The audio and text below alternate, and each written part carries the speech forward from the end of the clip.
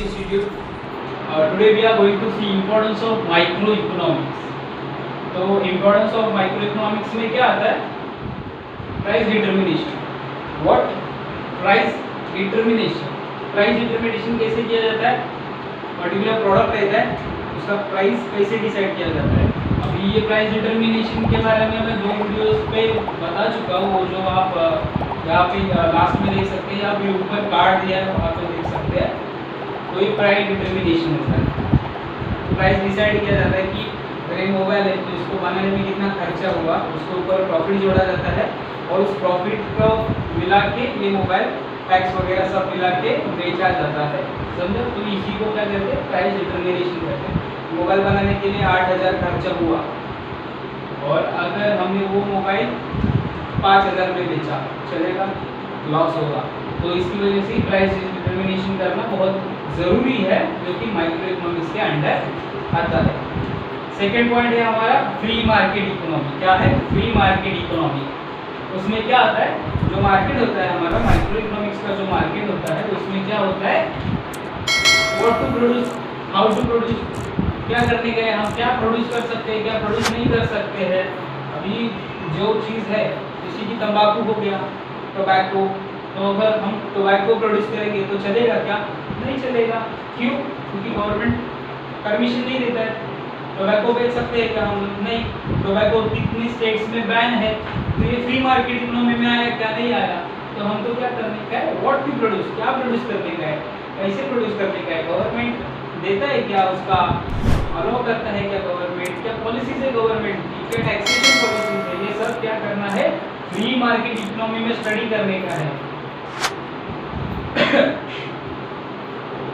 तीसरा पॉइंट है foreign trade. Foreign trade में क्या आता है?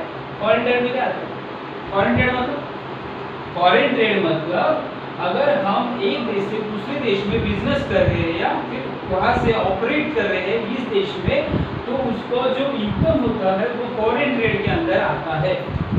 तो क्या है? टैरिफ है, टैरिफ पॉलिसीज है, इंटरनेशनल ट्रेड है, टैरिफ टैक्स क्या लगता है, क्या एक्सचेंज वैल्यूज है, करेंसी का एक्सचेंज वैल्यूज क्या है, कैसे है, फॉरेन एक्सचेंज के बारे में सीखने को मिलता है। तो ये क्या इंटरनेशनल ट्रेड के अंडर आता है, जो हम फॉरेन ट्रेड में स्टडी करते हैं, जो कि माइक्रो इकोनॉमिक्स के अंडर आता है और ये बहुत इंपॉर्टेंट होता है। तो ये अच्छे से पढ़ लो। चौथा पॉइंट क्या है? Economic model building. Economic model building क्या करने का है हमको? इकोनॉमिक्स में मॉडल बिल्ड करने का है कि अगर कोई कॉम्प्लेक्स सिचुएशन आ गया, क्या हो गया? कॉम्प्लेक्स इकोनॉमिक सिचुएशन आ गया कि अगर क्या हो गया, लेट्स से प्रोडक्ट बिके ही नहीं तो क्या करेंगे? वो प्रोडक्ट फेंक देंगे क्या? डिस्पोज कर देंगे क्या? नहीं कर सकते हम लोग। तो क्या है, इसके अंदर कॉम्प्लेक्स इकोनॉमिक सिचुएशन जो रहते हैं उसका मॉडल बनाया जाता है कि अगर कोई भी समस्या आती है तो उसको टैकल कैसे किया जा सकता है, वो इस मॉडल के अंतर्गत क्या हो जाता है, पढ़ते हैं हम लोग। अभी क्या है? Tools of analysis. एनालिसिस के टूल्स क्या है? जैसे कि मीटरोलॉजी डिपार्टमेंट का टूल रहता है, हवामान खाता का जो रहता है, वैसे ही इकोनॉमिक्स में क्या टूल्स है? तो इधर वेरियस थियरीज है, जैसे कि हम लोग ये क्या कर सकते हैं, रिस्क मैनेजमेंट होता है। रिस्क मैनेजमेंट के अंदर जो भी कॉम्प्लेक्स सिचुएशन आता है उसके ऊपर हल निकाला जाता है। तो ये इसमें क्या पढ़ा जाता है कि इकोनॉमिक मॉडल बनाना कितना जरूरी है माइक्रो इकोनॉमिक्स के अंदर, और ये यहाँ पर भी माइक्रो इकोनॉमिक्स में भी यूज होता है। पांचवा पॉइंट क्या है? Business decision. बिजनेस डिसीजन लिए जाते हैं माइक्रो इकोनॉमिक्स से। कैसे? माइक्रो इकोनॉमिक्स हेल्प करता है बिजनेस डिसीजन लेने को। कैसे? Price of goods. Micro economics में प्राइस ऑफ गुड्स आता है। आपका एक बिजनेस है तो आप जो प्राइस कुछ भी आप बना रहे हैं, लेट्स से कि आप क्या बना रहे हैं, अचार बना रहे हैं। अचार बनाने में क्या क्या यूज होता है, उसका प्रोडक्ट कॉस्ट क्या है, प्रोसेसिंग कॉस्ट क्या है। तो ये सब चीज़ों के बारे में अगर आप कोई भी प्रोडक्ट का प्राइस निकालने जाओगे तो वो माइक्रो इकोनॉमिक्स के अंडर आता है। तो ये बिजनेस डिसीजन होता है प्रोडक्ट प्राइस का, ये इसका प्राइस कितना रखेंगे, ये डिसीजन आप कैसे लेते हैं, तो माइक्रो इकोनॉमिक्स से लेते हैं। लेते हैं कि नहीं? बिजनेस डिसीजन हो गया। मैक्सिमम आउटपुट, माइक्रो इकोनॉमिक के अंडर आपको क्या पढ़ाया जाता है? मैक्सिमम आउटपुट के बारे में पढ़ाया जाता है। मैक्सिमम आउटपुट मतलब क्या? कोई भी चीज हो, कोई भी फैक्टर हो, उससे मैक्सिमम आउटपुट कैसे निकाल सकते हैं। गन्ने की जूस का उदाहरण देता हूँ। अगर गन्ने वाला जो गन्ना होता है वो मशीन में डालता है और जूस निकाल के दे देता है, ऐसे ही वो गन्ना एक बार में निकाल के दे देता है क्या? नहीं। वो क्या करता है? वो फोल्ड करता है, फिर से डालता है, वो फोल्ड करता है, फिर से डालता है। जब तक वो पूरा इफिशियंसी रहता है जो भी गन्ने का, वो खत्म नहीं हो जाता, तब तक वो मशीन में उसको डालता है और बाकी वो फेंक देता है, जो कि वेस्ट रहता है। तो यहाँ पे हम क्या पढ़ेंगे? Maximum output. गन्ने वाले से भी हम क्या सीख सकते हैं? मैक्सिमम आउटपुट के बारे में सीख सकते हैं। मैक्सिमम आउटपुट निकालना है कि नहीं, या फिर एक बार में वो गन्ना निकाल के वो फेंक दिया, वेस्ट हो गया। मैक्सिमम आउटपुट मिला, लॉस हो गया, हुआ कि नहीं?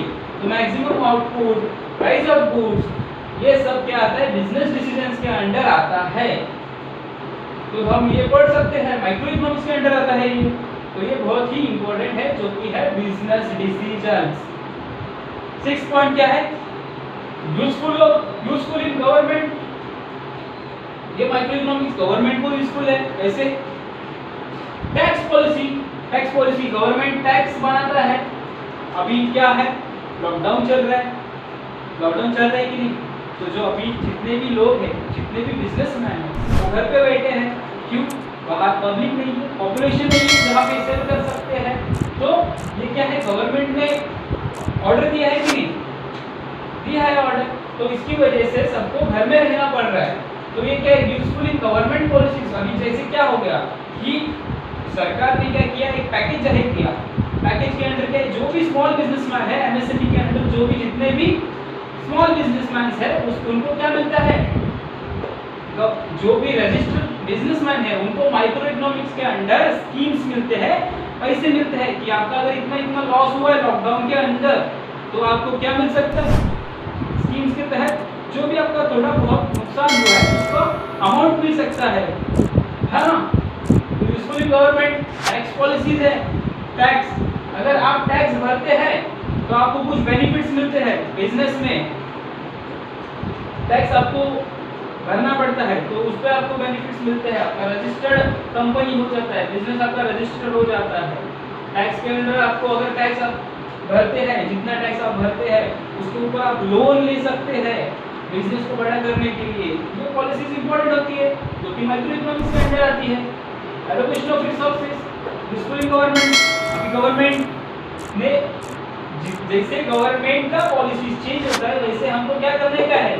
हमारे कंपनी में, हमारे बिजनेस में चेंज करने का है। वो कैसे करेंगे? माइक्रो इकोनॉमिक्स का अगर स्टडी करेंगे तो हम अच्छे से गवर्नमेंट के पॉलिसीज में जो चेंजेस होते हैं उसके हिसाब से हमारी जो एलोकेशन है, प्रोडक्ट के, रिसोर्सेज के जो एलोकेशन है, वो हम कर सकते हैं।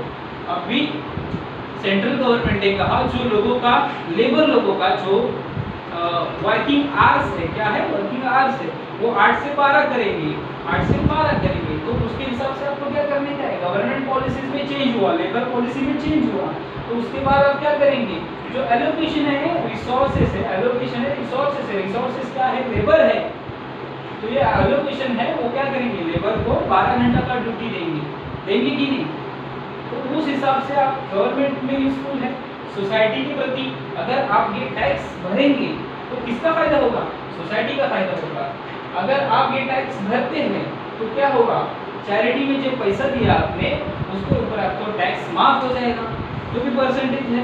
तो गवर्नमेंट के लिए यूजफुल है। माइक्रो इकोनॉमिक्स को पढ़ना आपके लिए भी यूजफुल है और बिजनेसमैन के लिए भी यूजफुल है। इंडिया के हर एक आदमी को इकोनॉमिक्स का पढ़ाई करना चाहिए। क्यों? इतने सारे फायदे हैं। 7वां point, basics of welfare economics. Basic of welfare economics. Welfare economics में क्या आता है? Optimum utilisation.